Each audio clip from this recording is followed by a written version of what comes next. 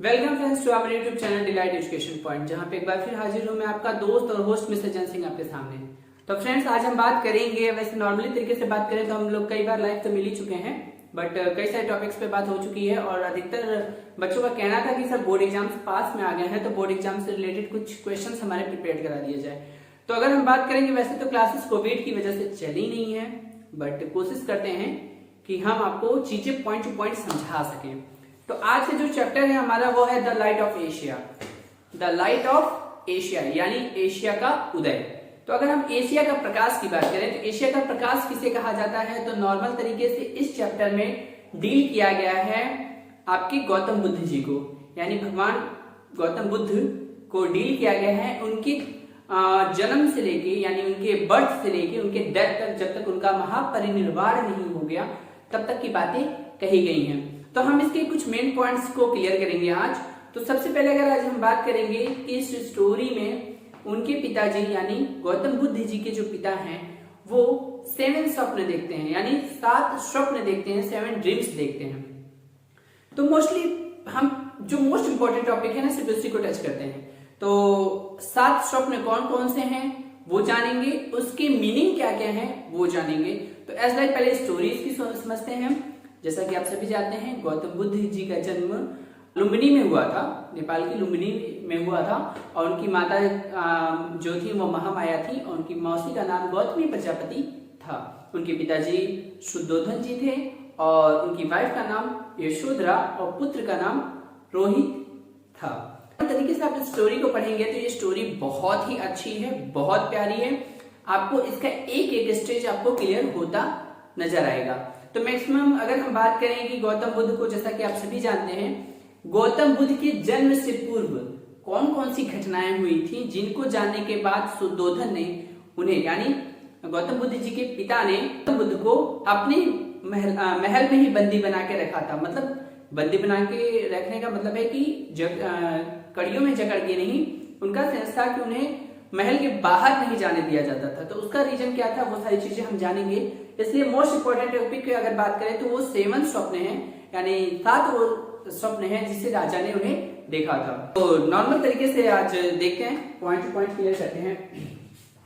सबसे पहले हम जानते हैं कि अगर उनके स्वप्न के बारे में, तो हमने एक चीज और आप लोगों की क्लियर होती रहेगी, वो हम बताएं कि गौतम बुद्ध का अगर सबसे बड़ा अनुयायी की बात कही जाए तो मौर्य वंश का शासक अशोक था। गौतम बुद्ध के जब अशोक ने कलिंग पे युद्ध किया था, कलिंग पे आक्रमण किया था, तो कलिंग में न जाने कितने नरसंहार हुए, खूनों की नदियां बहने लगी, जिनको देखने के बाद उसका मन विचलित हो गया था, यानी वो बहुत ज्यादा डिप्रेशन में आ गया था। और उसने उस चीज को हटाने के लिए, यानी अपने पश्चाताप के लिए, पिनेंस के लिए उसने क्या किया कि गौतम बुद्ध के धर्म को अपनाया, यानी बौद्ध धर्म को अपनाया। उसके बाद वो शांति के मार्ग पे चलने लगा। और नॉर्मल हम अपने टॉपिक पे आते हैं, तो उसने जहां जहां पे भी उनके मॉन्यूमेंट्स बनवाए हैं, यानी स्मारक बनवाए हैं या कहें कि स्तूप बनवाए हैं, तो उसने वो सारी चीजें गौतम बुद्ध से रिलेटेड रखी हैं। जो चीजें गौतम बुद्ध से जुड़ी हुई हैं वो सारी चीजें वहां पे उसने रखी हैं। अब हम बात करते हैं टॉपिक की। तो आज का हमारा टॉपिक है 7 ड्रीम्स। 7 ड्रीम्स यानी 7 स्वप्न। अब एक बार क्या होता है कि राजा शुद्धोधन अपने महल में सोए हुए होते हैं और उन्हें एक स्वप्न आता है, मतलब भोर का टाइम होता है जिसे हम कहते हैं कि मॉर्निंग का टाइम होता है, और वो सोए रहते हैं, तो उन्हें 7 स्वप्न आते हैं। तो उन 7 स्वप्नों को लेके बहुत ज्यादा विचलित होते हैं, बहुत ज्यादा डिप्रेशन में आ जाते हैं कि इसका क्या मीनिंग है, क्या मीनिंग है, क्या मीनिंग है। तो वो कहते हैं कि इस सभा में जो भी इसका आंसर हमें दे देगा उसे हम मुंह मांगा इनाम देंगे। सभा के सारे लोग सुनते हैं पर उन लोगों को कुछ भी समझ में नहीं आता है कि उसका आंसर क्या दें उन्हें। तो कुछ ऋषि आते हैं जो स्वप्न का आंसर देते हैं। उनका अगर पहला स्वप्न की बात की जाए तो उनका पहला स्वप्न था कि उनके महल का झंडा जो है वो जमीन पे गिर जाता है और कुछ लोग आते हैं, उसे उठाते हैं और उठा के पूर्व दिशा की तरफ लेके चले जाते हैं। ठीक है, इनका पहला स्वप्न था कि महल का झंडा जो है वो अचानक तेज आंधियां चलती हैं, महल का झंडा जमीन पे नीचे गिर जाता है और कुछ लोग आते हैं उसे उठा के पूर्व दिशा की तरफ लेके चले जाते हैं। जिसका मतलब क्या होता है, तो साधु ने इसका फर्स्ट अर्थ बताया कि अभी तक आपके किले पे सिर्फ और सिर्फ आपके साम्राज्य का झंडा था, यानी आपके किले पे आपका साम्राज्य चल रहा था, शुद्धोधन का जो साम्राज्य था वो चल रहा था। बट अब आपके पुत्र की, यानी अब एक ऐसी हवा आएगी जो आपके साम्राज्य को तहस नहस कर देगी, यानी आपके साम्राज्य को खत्म कर देगी और पूर्व दिशा की तरफ ले जाने का मतलब है कि अब वो एक नया युग का उदय होगा, एक नए युग का उदय होगा। आपका साम्राज्य यहीं पे खत्म होता है, अब एक नए युग का उदय होगा। अगर दूसरे स्वप्न की बात की जाती है तो दूसरे स्वप्न में उन्होंने देखा था कि 10 हाथी जो होते हैं वो बैठे रहते हैं और उसके साथ सबसे आगे वाले पे 10 हाथी जो हैं वो एक जगह चल रहे हैं और उसके सबसे आगे हाथी पर गौतम बुद्ध यानी राजकुमार बैठे हुए हैं। और जब वो हाथी चल रहे हैं तो ऐसा लग रहा है कि पृथ्वी पूरी हिल रही है। तो उसका सेंस क्या निकला? उसका सेंस ये निकलता है कि 10 हाथियों का मतलब 10 बुद्धिमानी वाले पहाड़ हैं। 10 बुद्धिमानी यानी 10 लोगों का दिमाग गौतम बुद्ध के अंदर है। और सबसे आगे की बात करें तो सबसे आगे कौन लीड कर रहा है, यानी सबसे आगे गौतम बुद्ध बैठे हुए हैं, सबसे बड़े वाले हाथी पे गौतम बुद्ध बैठे हुए हैं और बाकी हाथियां उसके पीछे चल रही हैं। वैसे नॉर्मल तरीके से बात की जाए तो 10 दिशाएं भी होती हैं, तो 10 दिशाएं भी होती हैं और उन 10 दिशाओं को लीड कौन करेगा? गौतम बुद्ध करेंगे। लोग 10 दिशाओं के लोग उनके पीछे चलना स्वीकार करेंगे और लोग उनके पीछे पीछे जाएंगे। उसके बाद अगर तृतीय स्वप्न का बात करें तो तृतीय स्वप्न में वो देखते हैं कि 4 घोड़े हैं, यानी तृतीय स्वप्न की बात करें रथ के 4 घोड़ों का क्या अर्थ है? जिनके मुंह से धुएं निकल रहे हैं, आग निकल रही है। तो लेकिन उसको भी बैठा के, उस पे भी बैठे हुए वो गौतम बुद्ध उनको लीड कर रहे हैं, उनको आगे बढ़ रहे हैं वो।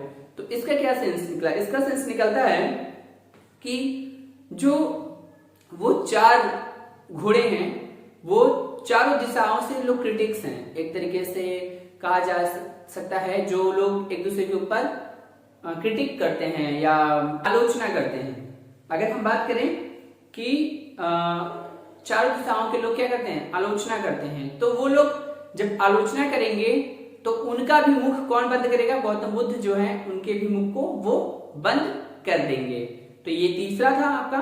चौथे अगर स्वप्न की बात करें तो चौथे स्वप्न में वो एक चक्र को देखते हैं और वो चक्र जो है वो आसमान में घूम रहा होता है। इसका क्या मीनिंग निकलता है? तो इसका मीनिंग ये निकलता है, इसका मीनिंग वो साधु ये बताते हैं कि उस चक्र का मीनिंग है कि समय का पहिया, यानी समय का पहिया, चक्र भाई गोल ही होता है, पहिया भी गोल ही होता है। तो समय का चक्र का जो पहिया है वो एक पूर्णता नियम का चक्र है, यानी अब तुम्हारा युग खत्म होगा, अब एक नए युग का आगमन होगा, एक नया युग चलेगा जिससे संसार के सारे नियम बदल जाएंगे, जिससे संसार का सारा नियम बदल जाएगा। 5वें दृश्य में यानी 5वां स्वप्न में उनका ये होता है कि राजा एक नगाड़ा देखते हैं जिसे राजकुमार बजा रहे होते हैं और उस नगाड़े की आवाज इतनी बुलंद होती है कि दुनिया के हर कोने के लोग उसे सुनते हैं, यानी पूरा आकाश और पाताल उस बातों से गूंज उठता है, उसकी आवाजों से गूंज उठता है। तो अगर 5वें स्वप्न का आंसर जो ऋषि रहते हैं वो देते हैं कि आपके बच्चे की आवाज यानी राजकुमार की जो आवाज होगी और राजकुमार की जो बोली होगी वो इतनी अच्छी होगी या उनके जो लेक्चर होंगे वो इतने पावरफुल होंगे कि लोग उसे सुनेंगे और लोग उसे फॉलो करेंगे। और जैसा कि आज भी बात सही है कि आज भी लोग गौतम बुद्ध के अनुयायी बहुत ज्यादा हैं, बौद्ध धर्म के अनुयायी बहुत ज्यादा हैं। चाहे आप किसी भी धर्म में किसी भी देश में जाएं, आपको दुनिया के हर एक कोने में गौतम बुद्ध के अनुयायी जरूर मिलेंगे। उनकी आवाजों में इतना पावर है, या उनकी मेंटालिटी या उनके सत्कर्मों की बात करें तो उन्होंने जो दुनिया को दिया, उन्होंने जो दुनिया को सिखाया वो पूरा का पूरा इतिहास बदल के रख देता है। पहले के लोग कितने क्रूर या निर्मल भी होते थे, कुछ लोग क्रूर भी होते थे, कुछ लोग अच्छे भी होते थे। बट अगर नॉर्मल तरीके से बात करें तो गौतम बुद्ध ने जो अपना धर्म चलाया उसके बाद से लोगों के अंदर बहुत सारे चेंजिंग आ गए। इस संसार की बात करें, इस पूरी वर्ल्ड की बात करें तो बहुत सारी चेंजिंग आ गई है। ये थे 5वां स्वप्न। और अगर हम छठे स्वप्न की बात करते हैं तो छठे स्वप्न में वो देखते हैं कि गौतम बुद्ध एक मीनार पे खड़े हैं और वहां से वो कुछ सिक्के, सोने चांदी के सिक्के फेंक रहे हैं और जनता उसे बटोर रही है या जनता उसे कलेक्ट कर रही है, इकट्ठा कर रही है। तो इसका सेंस ये निकाला गया कि गौतम बुद्ध की जो ख्याति होगी, फेमसनेस होगी, वो सबसे ऊपर ले होगी, एक हायर लेवल पे होगी।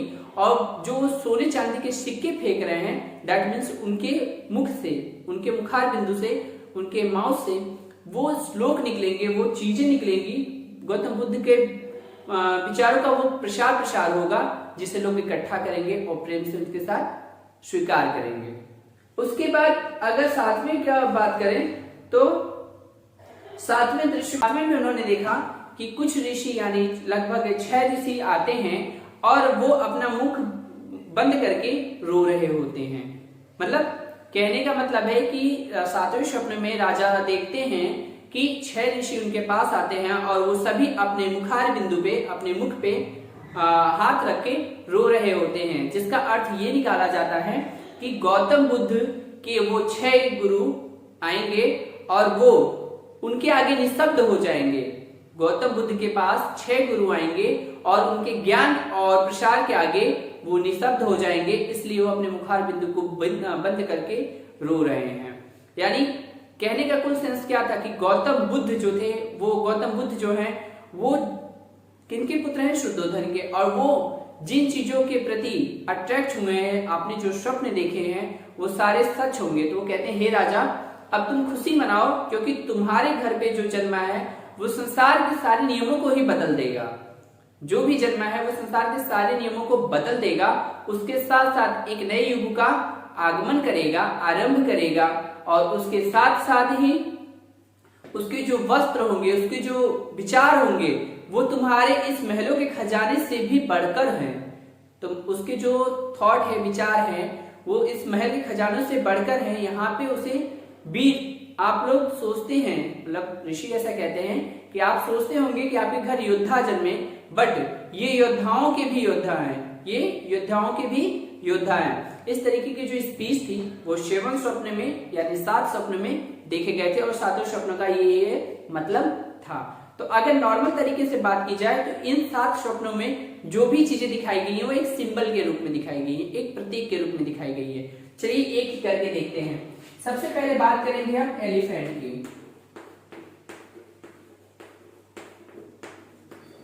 एलिफेंट यानी हाथी। अशोक ने जहां जहां पे भी अपने सिंबल बनाए हैं, यानी वहां पे कहीं कहीं उन्होंने हाथी का प्रयोग किया है। हाथी का मतलब उनके जन्म से है। ऐसा माना जाता है कि अजंता या एलोरा की गुफाओं में एक फिगर है, उसमें वो बनाया गया है कि जब महामाया गर्भ से थी और उसी समय एक सफेद रंग का हाथी आकाश से उड़ता हुआ आया, उनके गर्भ में प्रवेश कर दिया, जिसके बाद गौतम बुद्ध का जन्म हुआ। तो ये हाथी जो है वो गौतम बुद्ध के जन्म से रिलेटेड है, यानी ये एक संकेत है कि गौतम बुद्ध का जन्म जो है वो हाथी से रिलेटेड है। दूसरा हमने देखा है कि अगर हम बात करें कि अशोक स्तंभ की, जिसपे 4 शेर बने हुए हैं, तो उन शेरों का मतलब स्वच्छंद रूप से विचरण करना है। शेर जंगल का राजा होता है, आप सभी जानते हैं, और वो स्वच्छंद रूप से वन में विचरण करता है। तो अगर हम शेर की बात करें तो उसे अशोक ने गौतम बुद्ध को शेर के समान शक्तिशाली और स्वच्छंद रूप से विचरण करने के लिए बताया है। उसके बाद अगर हम वृषभ की बात करें या हिरण की बात करें, हिरण भी अगर हम देखते हैं अशोक स्तंभ में तो एक चक्र बना रहता है, चक्र के इस साइड एक वृषभ है और हिरण है। तो अगर हम हिरण की बात करें तो जिस तरीके से हिरण का हृदय कोमल होता है, जिस तरीके से हिरण का हृदय कोमल होता है, उस तरीके से गौतम बुद्ध का हृदय एकदम कोमल होगा। वृषभ की बात करें तो वृषभ जो होता है उसका क्या मतलब बैल, अगर बैल की हम बात करते हैं तो संसार के सारे बोझों को ढोता है, ठीक उसी प्रकार से उसके ऊपर बोझ कितना भी डाल दो वो स्वच्छंद रहता है। ठीक उसी प्रकार से गौतम बुद्ध की बात करें तो वो भी सभी तरीके से स्वच्छंद रूप से रहेंगे और सबको कोई ना कोई ज्ञान देते रहेंगे, सत्मार्ग दिखाते रहेंगे, क्योंकि उनके शरीर पे भी एक तरीके से माने तो हम संसार का बोझ है। उसके बाद अगर हम बात करें तो चक्र, जो आपका चक्र है अशोक चक्र की बात करते हैं। हम कहते हैं कि इसमें 24 तिथियां हैं, जिसका सेंस हम निकालते हैं कि हमारा भारत 24 घंटे प्रगतिशील है, कार्य कर रहा है। तो अशोक ने चक्र से रिलेटेड ये बताया है कि ये चक्र जो है वो गौतम बुद्ध के सत्मार्ग का चक्र है और एक ऐसा चक्र है जो पूरी सृष्टि को चला रहा है। क्योंकि भाई ये गोल है और पहिया भी हमारा गोल होता है, और सतयुग या सत्कर्मों के पहिए की बात करें तो वो भी सिंबल है, प्रतीक है, गोल है, और जो हमें कॉन्टिन्यूस सत्मार्ग की तरफ लेके जा रहा है। इस तरीके से बहुत सारे ऐसी चीजें हैं जो सिंबल से बनाए गए गौतम बुद्ध से रिलेटेड। तो अशोक जो इनके धर्म का अनुयायी था, बौद्ध धर्म का सबसे बड़ा अनुयायी था, उसने इनके सिंबल्स को यूज किया है, इनके संकेतों को यूज किया है, इनके जो स्टोरी उसको पता चली, जो कहानियां उसने समझी देखी, उसको उसने अपने मोन्यूमेंट्स में, अपने स्मारक में उतारने की पूरी कोशिश की है। तो इस चैप्टर से हमें यही सीख मिल गई कि अभी तक हमने आपको 7 ड्रिल्स के बारे में बताया कि मोस्टली ये 7 ड्रिल्स थे कौन कौन से और क्या इसकी उपयोगिता थी, क्या जरूरत थी। इसके बाद आप सभी समझ ही गए होंगे कि इतना अगर किसी राजा को पता चल जाए, इतना किसी पिता को पता चल जाए कि उसका पुत्र ये है या उसके पुत्र के साथ ये होने वाला है, तो कोई भी अपने बेटे को शिफ्ट करने की कोशिश करेगा। मेनली आज की तो टॉपिक पे बात नहीं कर सकते, पता नहीं पेरेंट्स ऐसा करेंगे कि नहीं करेंगे, बट उस जमाने में राजा को था कि हमारा पुत्र राजा ही बने। तो अगर उसका राजा साधु संत बन जाए, उसका बेटा साधु संत बन जाए, तो पुत्र को या माता को या उसकी फैमिली को बहुत चिंता होगी। तो साधुओं ने भाई क्लियर कह दिया था, उसकी वजह से उन्हें थोड़ी बहुत दिक्कत हुई। यानी गौतम बुद्ध को अपने महलों में ही रखा ताकि वो भोग विलासता में या खुशियों में उलझा रहे और उसे बाहर की गरीबी या दुख दर्द का पता न चले, जिससे कि वो महल छोड़ के ना जा सके।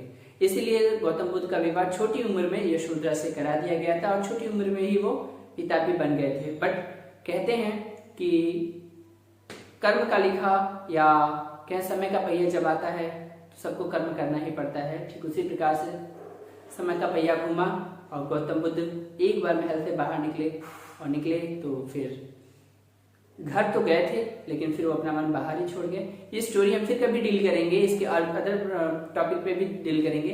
बट अभी की जो टॉपिक की बात थी वो आपके 7 ड्रिल्स थी जो हमने आपको क्लियर की, और ये लाइट ऑफ एशिया अबाउट आपके सब्जेक्ट से रिलेटेड है, तो आप इसे जरूर देखें और चाहें तो वीडियो अपने दोस्तों को भी शेयर करें ताकि ये चीज़ें और भी अच्छे तरीके से लोगों से समझ सकें। और देखने के लिए thank you so much for watching, and जो नए लोग हैं प्लीज सब्सक्राइब कर दो यार। Okay, thank you so much.